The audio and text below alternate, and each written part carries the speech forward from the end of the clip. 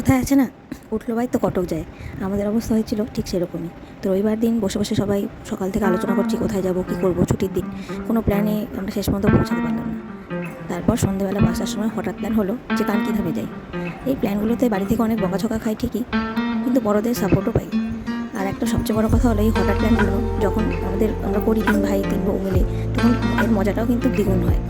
কারণ ব্যাপারটা আনসার্টেন থাকে। তো হঠাৎ করে আমরা বেরিয়ে পড়লাম কানকিধামের উদ্দেশ্যে। আর এই দেখো এসে পড়েছি কানকিধামে। খুব সুন্দর একটা পরিবেশ, খুব সুন্দর একটা জায়গা। এখানে গেলে মনটা শান্ত হয়ে যায়। এখানে অ্যাকচুয়ালি খাটু শ্যামজির একটা বড় মন্দির রয়েছে, যেটা তোমরা এখন ভিডিওতে দেখতে পাবে। এই জায়গাটা এতটাই সুন্দর এবং হাইওয়ের একদম পাশেই। আমরা যে প্রথমবার গিয়েছি আমাদের যেতে কোনো অসুবিধা হয়নি।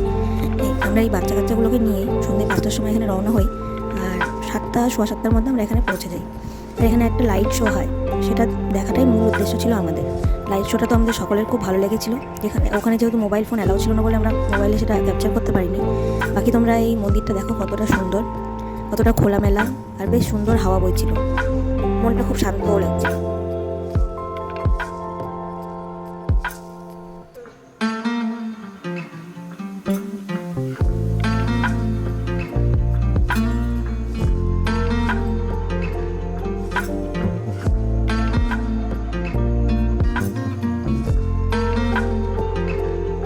এই দেখো, এগুলো হলো যজ্ঞকুণ্ড। এখানে সারাক্ষণ যজ্ঞর এই আগুনটা জ্বলতে থাকে। আর এই যে এইটা হলো মূল মন্দির, এটা খাটু শ্যামজির মন্দির। এখানে আমরা এখন উঠছি। ভেতরটা দেখো কতটা সুন্দর, কতটা স্পেশিয়াস, আর খুব বড় জায়গা নিয়ে।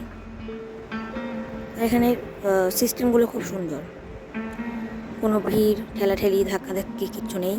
ইন্টেরিয়ারটা দেখো কতটা সুন্দর। মহাভারতের কিছু ছোট ছোট স্টোরি এখানে দেওয়াল চিত্র হিসেবে আছে। কানকিধাম থেকে বাড়ি ফিরতে ফিরতে আমাদের বেজে গেছিলো রাত্রি 12টা। আর এই দেখো এটা একটা হোটেল, যেটা রায়গঞ্জ এবং ইটাহারের মাঝখানে। তো এই হোটেলটায় আমরা রাতের খাবার সেরে নিলাম। আর এখানে ঢুকে দেখো কি সুন্দর একটা কালী মায়ের মূর্তি রয়েছে। আর বেশ গ্রাম্যভাবে সাজানো এই হোটেলটা, রেস্টুরেন্টটা খুব সুন্দর। পুরোটা মাটির, দেখো দেওয়ালের কাজগুলো কত সুন্দর। আর ইন্টেরিয়ারটা এত সুন্দর লাগলো আমার কাছে, মনে হলো পুরো গ্রামের পরিবেশে এসেছি। খুব সুন্দর জায়গাটা, খাওয়ারও ভালো ছিল, খুব একটা খারাপ ছিল না, সুন্দর খাবার। আর এখন সবাই এখানে খাওয়ার অপেক্ষা আমরা বসে আছি। এখান থেকে খাওয়া দাওয়া করে আমরা বেরিয়ে পড়লাম বাড়ি। তো টাটা বাই বাই, এভাবে আমার দিনটি কাটলো। Thanks for watching.